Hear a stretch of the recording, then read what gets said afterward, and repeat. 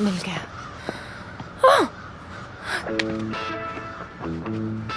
Sir आपने ये क्यों किया? मुझे भूख लगी थी। मैं तुम्हें इतने पैसे दूंगा कि तुम किसी भी रेस्टोरेंट में खा पाओगी। और इसके लिए क्या करना पड़ेगा? तुम्हें बस बार बार थैंक यू कहना होगा। पर किसे? अभी बताता हूँ।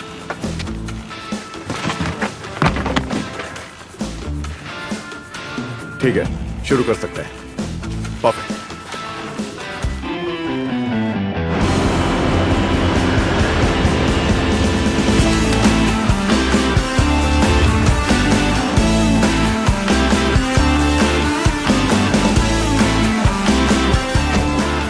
ये तो प्रेसिडेंट है।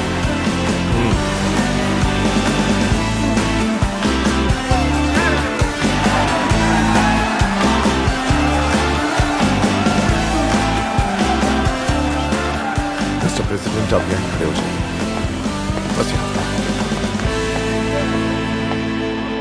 लेडीज एंड जेंटलमैन, जैसे कि आप सब जानते हैं, हमारे प्रेसिडेंट कितनी मदद करते हैं परदेशियों की। इनके लिए उनकी तकलीफें बहुत मायने रखती हैं।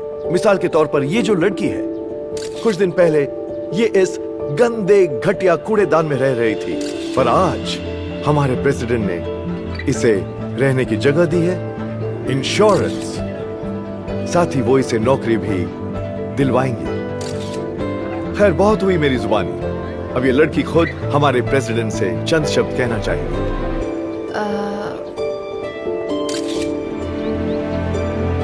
इन अमीरों को लगा ये मुझे रिश्वत दे सकते हैं, पर इन्होंने गलत लड़की से पंगा ले लिया था।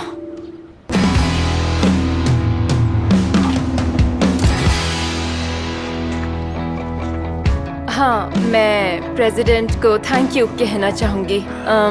सच तो ये है कि जब वो मेरी मदद कर रहे थे, हम बहुत करीब आ गए और हमें प्यार हो गया। क्या आप एक कपल हैं? आप दोनों कब से डेट कर रहे थे और एक परदेसी से प्यार हो गया है? हाँ, एक्चुअली हाँ, ये जो लड़की है, ये बनने वाली है हमारे देश की नई फर्स्ट लेडी। हम सब बेहद खुश हैं। जल्दी ये दोनों शादी करेंगे। और शादी कब है? उसके बारे में हम आपसे बाद में बात करेंगे। तो mister president, no more question. एक सवाल। नो, मिस्टर प्रेसिडेंट, बस एक सवाल। मैडम, आप मिस्टर प्रेसिडेंट, चलो जल्दी पूछा करो। I am sorry mister president. Madam, आप कुछ कहेंगी? कुछ कहना चाहेंगी? कोई कमेंट?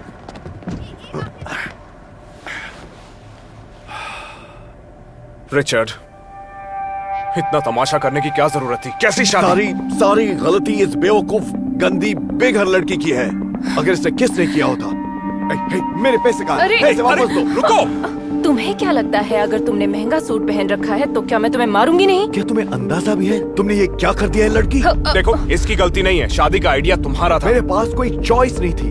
प्रेस वाले आपको कच्चा चबा जाते। इलेक्शन सर पर है। क्या करता मैं? एक बार इलेक्शन हो जाए, अब फिर से जीत जाओ, उसके बाद तुम दोनों तलाक ले सकते हो और सब कुछ पहले जैसा हो जाएगा। वो मैं यहीं बैठी हूँ, मैं ये नहीं करने तुम वाली। अपने आप को समझती क्या हो लड़की? तुम कुछ नहीं हो, यहाँ की सिटीजन भी नहीं हो। मैं तुम्हें चुटकियों में देश से निकलवा दूंगा। रिचर्ड, बस बहुत हो गया। बात हाथ से निकल रही है। प्रेसिडेंट, कायदे मैं नहीं बनाता, मैं बस उन्हें निभाता हूँ। अगर आपके पास इससे बेहतर आइडिया है तो सुना दीजिए, पर अगर नहीं है, हाँ, जानता था नहीं है। जॉन, घर ले चलो। और एक ही पल में मैं एक परदेसी से इस देश की फर्स्ट लेडी बनने के सफर पर निकल पड़ी। पर ना जाने क्यों मैं बिल्कुल भी खुश नहीं थी। मेरा नाम कीरा है और ये है मेरी लव स्टोरी। कीरा, अंदर आ सकता हूँ? हाँ। कीरा, आज जो तमाशा हुआ उसके लिए मैं माफी मांगना चाहता हूँ। पता नहीं ये रिचर्ड को क्या हो गया है। प्लीज, वो आपके लिए काम करता है और मुझ जैसे लोगों की आपको परवाह नहीं। तुम बस हम जैसों का फायदा उठाते हो। देखो, माफ करो, पर ये मेरा आइडिया नहीं था कि मैं एक बेघर लड़की से शादी करूं। अच्छा, सो सॉरी मिस्टर प्रेसिडेंट, मैं मैरिलिन मुनरो नहीं हूँ, पर मैं उनकी तरह किसी केक से निकलकर आपके लिए गाना नहीं गाऊंगी। ये क्या, तुम इतनी अलग क्या? कैसे? मेरे बालों में कुछ लगा है क्या? देखने वालों को लगेगा कि हम एक दूसरे से बहुत प्यार करते हैं, लेकिन सबका नजरिया अलग होता है। Wow, nice pose. इसे बचा कर रखिए अपने फोटो शूट के लिए। मिस्टर प्रेसिडेंट, आपको अपने हाथ इसके बाल छूकर गंदे नहीं करने चाहिए थे। रिचर्ड, मैंने सोचा कि मिस्टर प्रेसिडेंट, आप बुरा ना माने तो सोचने का जिम्मा मुझ पर छोड़ दें, इसीलिए तो इतनी मोटी तनख्वाह देते हैं आप मुझे। और वैसे लंच का टाइम हो गया है। ठीक है, एक्सक्यूज मी। ओ, देखो तो तुम कैसे सज धज कर आई हो। वाह, न जाने क्या होता तुम्हारा अगर मैंने तुम्हें उस कूड़ेदान में ढूंढा ना होता। अगर मैंने वो पिज्जा खा लिया होता तो मैं भूखी नहीं होती। पीछे हटो। हे, सुनो, मेरी इजाजत के बिना तुम प्रेसिडेंट के पास नहीं जाओगी, समझ गई? वरना क्या, कूड़े में फेंकवा दोगे?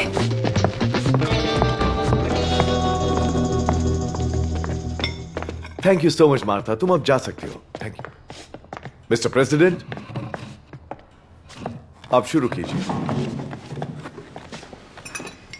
वो वो वो वो वो वो तुम खा नहीं सकती जब तक प्रेसिडेंट शुरू नहीं करती। चलो फिर, मैंने शुरू कर दिया, खाओ। तुम ये क्या क्या कर रही हो? ये सूप है, इसे स्पून से खाते हैं, फोर्क से नहीं। मैं बेघर थी, जंगलों से नहीं आई हूँ, जानती हूँ कैसे खाना है, बस मुझे खाने दो। रुको रुको रुको, जरा सीधे बैठो। देखो अपने आप को, पूरी तरह से झुक गई हो। और स्पून अपने पास लाओ, तुम स्पून के पास मत जाओ। रिचर्ड, बस करो, इसे खाने दो, हमें यहाँ कोई नहीं देख रहा है। ठीक है मिस्टर प्रेसिडेंट, मैं माफी चाहूंगा। आज की क्लास यहीं तक थी। मार्था। क्या? ये क्या? देखो, तुम शायद फर्स्ट लेडी होने का नाटक कर रही हो, पर ऐसा नहीं होगा कि तुम उसी टेबल पर खाओगी जिस पर मिस्टर प्रेसिडेंट खाएंगे। तुम किचन में खाओगी। जाओ। मैं चिल्लाकर कहना चाहती थी कि हे देखो, वो तुम्हें कंट्रोल कर रहा है, पर ऐसा लगा मानो वो खुद भी ये बात समझने लगे थे। रिचर्ड, तुम क्या कर रहे हो? ये कैसा तरीका है? मार्था, आपका भी डिनर खत्म हुआ मिस्टर प्रेसिडेंट, हमें चलना चाहिए। मैं चाहता हूं तुम ये याद रखो मिस्टर प्रेसिडेंट, देखिए तो सही, आपकी टोन निकल रही है। चलो भी, बटन लगा लो। आप तो जानते हैं लोगों को मोटे नेता पसंद नहीं है। अब प्लीज हमें चलना चाहिए, कल बहुत ही बड़ा दिन है, आपकी शादी है, ढेरों तैयारियां करनी है, तो प्लीज सर।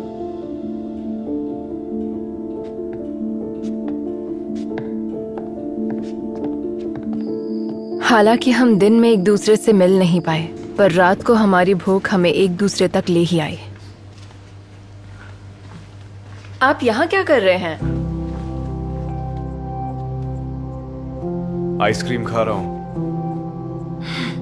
शोर मत मचाना, मैं नहीं चाहता रिचर्ड को पता चले। किसी से नहीं कहूंगी, अगर मुझे थोड़ी आइसक्रीम मिल जाए तो। जरूर, जितनी चाहे ले लो।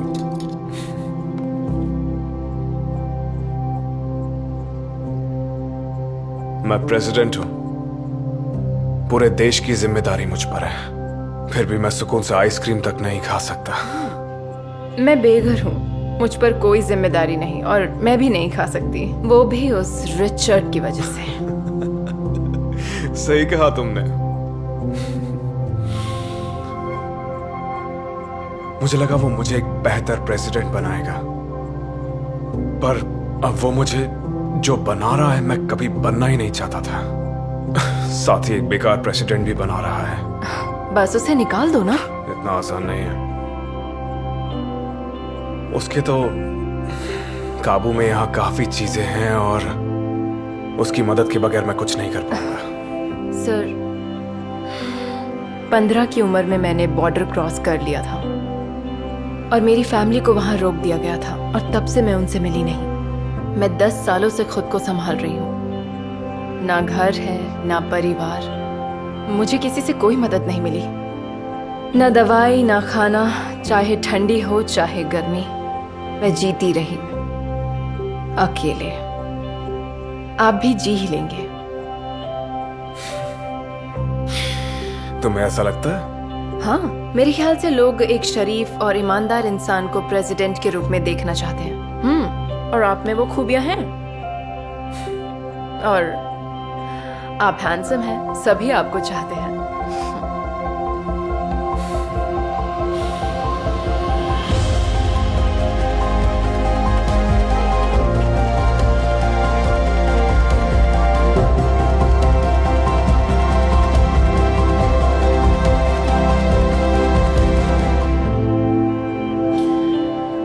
हिसाब बराबर। वहां उस किचन में ना वो प्रेसिडेंट थे ना मैं बेघर। कोई पर्दे नहीं थे, बस दो इंसान एक दूसरे से बातें कर रहे थे। कल सब हमारे वीडियोस और फोटोज खींच लेंगे और तुम्हें सिटीजनशिप मिल जाएगी। तुम आजाद हो जाओगी। आप भी जब चाहो आजाद हो सकते हो और जितनी चाहो उतनी आइसक्रीम खा सकते हो। पता नहीं हम दोनों वहां कितनी देर साथ बैठे रहे, पर हमें लगा कि वहां उस वक्त सिर्फ हम दोनों ही थे।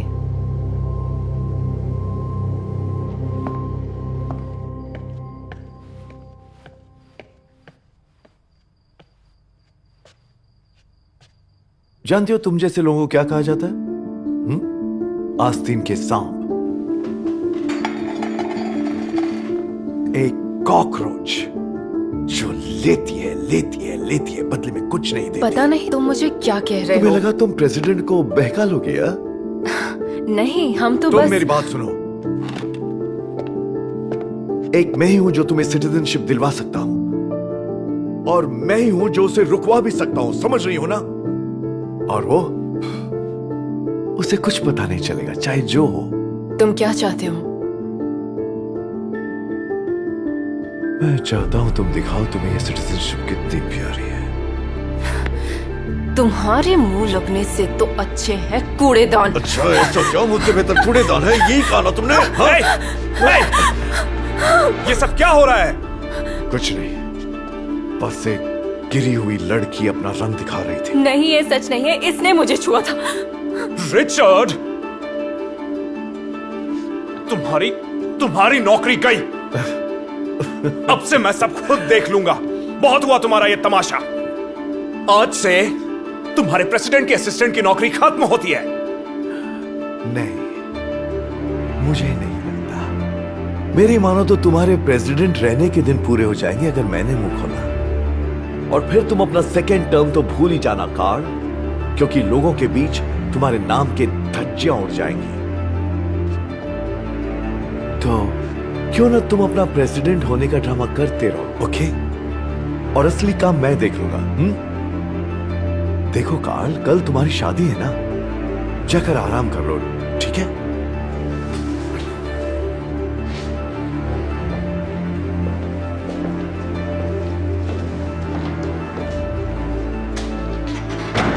मुझे खुद यकीन नहीं हो रहा था कि मैं ये कहने वाली थी, पर मेरा वहां से निकल जाना ही प्रेसिडेंट के लिए अच्छा था, चाहे उसके बाद मुझे देश छोड़कर ही क्यों ना जाना पड़ता।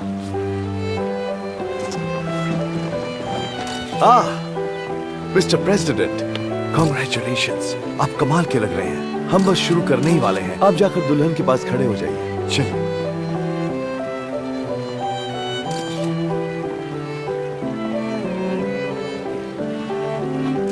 प्रिय मित्रों, काल और कीरा ने आज हमें यहाँ बुलाया है इस पवित्र अवसर पर, ताकि हम इन दोनों की शादी के जश्न में शामिल हो सकें। प्लीज मुझसे शादी मत करो। जरूरी नहीं कि तुम ये करो।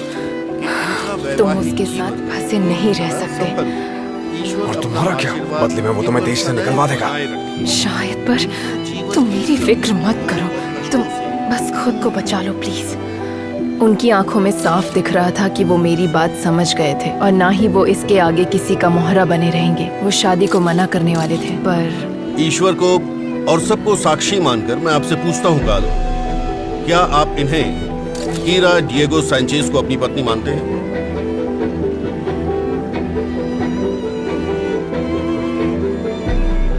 जी हाँ। डियर कीरा, क्या आप इन्हें कार्ल वैंडरबिल्ट को अपना पति मानती हैं? जी हाँ। फिर मुझे दिए गए अधिकारों के तहत मैं आप दोनों को पति पत्नी घोषित करता हूं। आप दुल्हन को किस कर सकते हैं?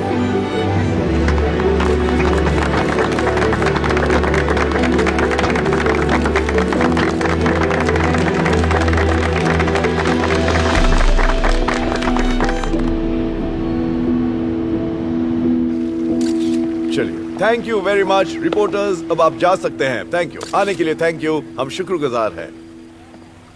बहुत खूब मिस्टर प्रेसिडेंट, फैंटास्टिक था। ऐसा लगता है अगले 4 सालों तक प्रेसिडेंसी हमारी हुई, और कायदे से कहें तो आपकी। Thank you everyone, thanks. दरअसल सभी रिपोर्टर्स से मेरी दरख्वास्त है कि वो बस थोड़ी देर और रुक जाए। सर, मुझे नहीं लगता आपको इस वक्त रिपोर्टर्स को कुछ कहना चाहिए। शराब। मैं प्रेसिडेंसी के सेकंड टर्म से ऑफिशियली अपना नाम वापस लेना चाहता हूं। क्या?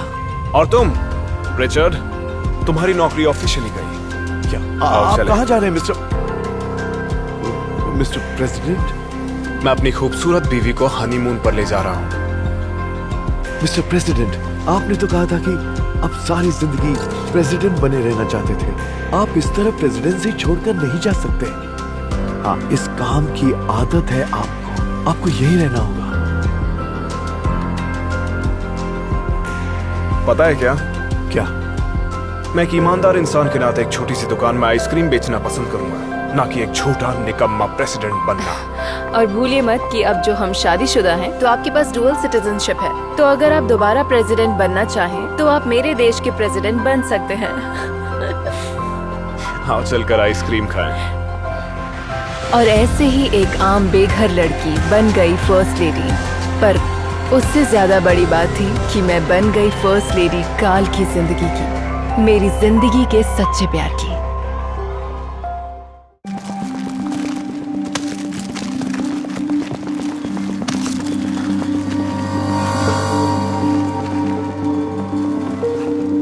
मिस, कोई परेशानी है आपको? ओह नहीं नहीं, सब कुछ ठीक है। कुछ हेल्प करूं आपकी? हाँ, मुझे चाहिए डायपर्स। क्या बता सकते हैं कहाँ है? हाँ बिल्कुल, वो वहाँ पर हैं। ओह थैंक यू, मैं देखती हूँ। मैं आपकी हेल्प करता हूँ क्योंकि डायपर्स ऊपर वाले शेल्फ पर हैं। आइए। नहीं चलिए मेरे नहीं, आइए जरूरत ना, नहीं है। प्लीज। ठीक है। आइए, मेरे पीछे आइए। ये लीजिए diapers. Thank you. You welcome.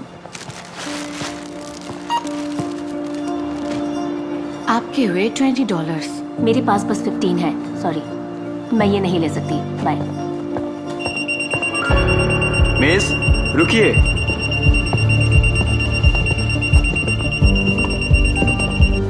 मेरे साथ आइए। मुझे आपके बैग की तलाशी लेनी होगी। Oh okay.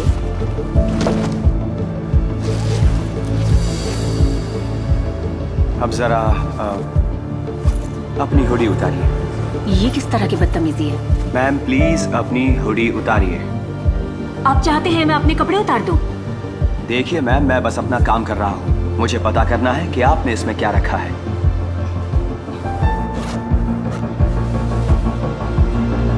ओके, मेरे साथ आइए।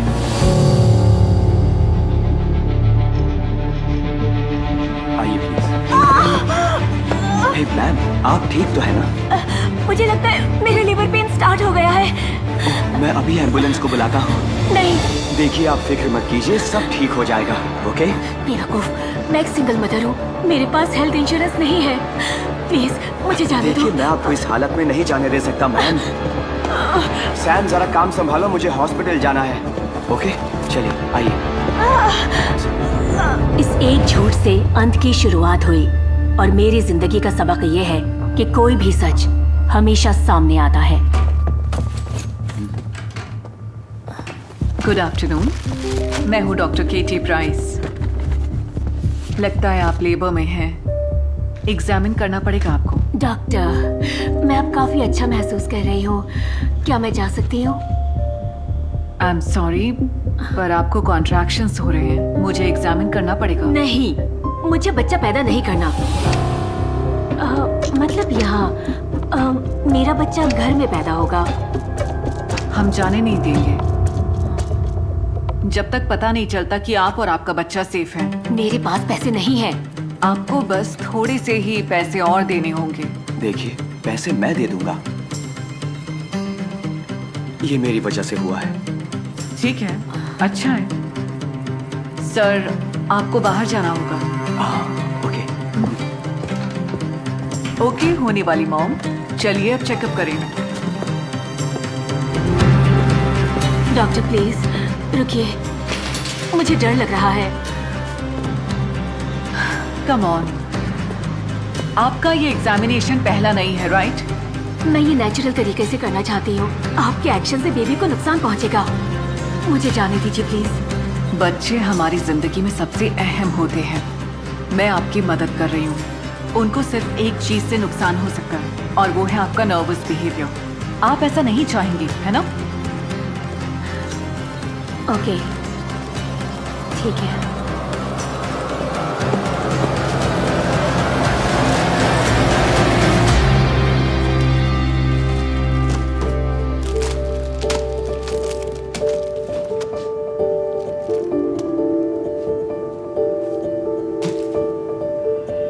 ये सब चुराया है मैंने अपने बेटे के लिए उस स्टोर से।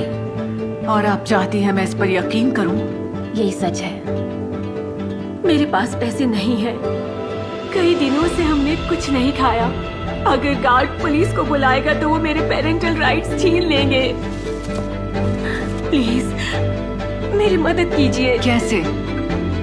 आप उनसे कह सकती हैं कि अभी समय नहीं हुआ है और मैं फिलहाल अभी घर जा सकती हूँ। आपने झूठ बोला और चाहती हैं कि मैं भी बोलूं? प्लीज मेरे बच्चे के लिए ऐसा कीजिए। आपने खुद कहा कि बच्चे हमारी जिंदगी की सबसे इम्पोर्टेंट चीज होते हैं। ये देखिए, ये मेरा बेटा है। प्लीज।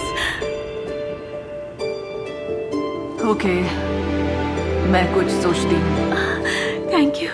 आप जो कहेंगी मैं वो करूंगी। ओके। मेरा यहाँ इंतजार करो।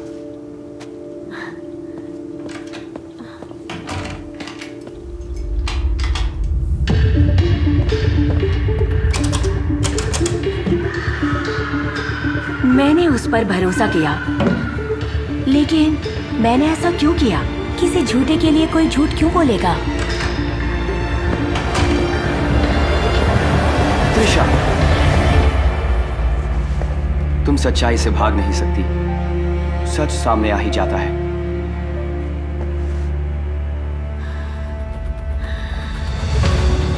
मेरी तबीयत ठीक नहीं लग रही।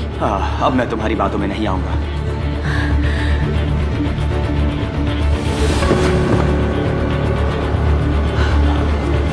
त्रिशा, तुम्हें मेरी आवाज सुनाई दे रही है? बस उस पल से मेरी जिंदगी बदल गई। मेरी पुरानी जिंदगी। मेरे ख्याल से पुलिस आने वाली होगी। मैं इसी लायक हूँ। लेकिन क्या मैं एक फोन कॉल कर सकती हूँ प्लीज? उम्मीद है तुम दोबारा कोई गलती नहीं करोगे।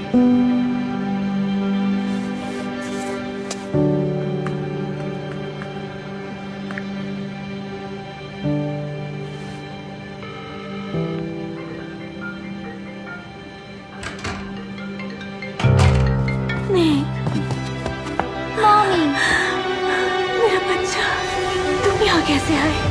बिल मुझे यहाँ लाए हैं। Thank you. हाँ, सिर्फ तुम ही बिना पूछे चीजें नहीं उठाती हो। तुम्हारे बेटे का फोन मैंने उठाया था। मैं बहुत परेशान था माँ, तुम ठीक हो जाओगी ना? हाँ, सब ठीक होगा। चिंता मत करो, मम्मी बस थोड़ी सी नर्वस है। हाँ, माँ का काम ही ऐसा होता है।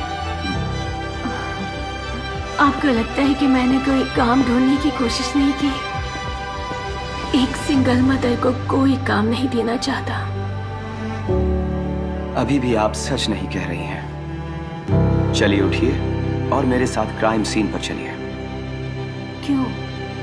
स्टोर को नया सेल्समैन चाहिए और मैं वहां आपको रेफर कर सकता हूं।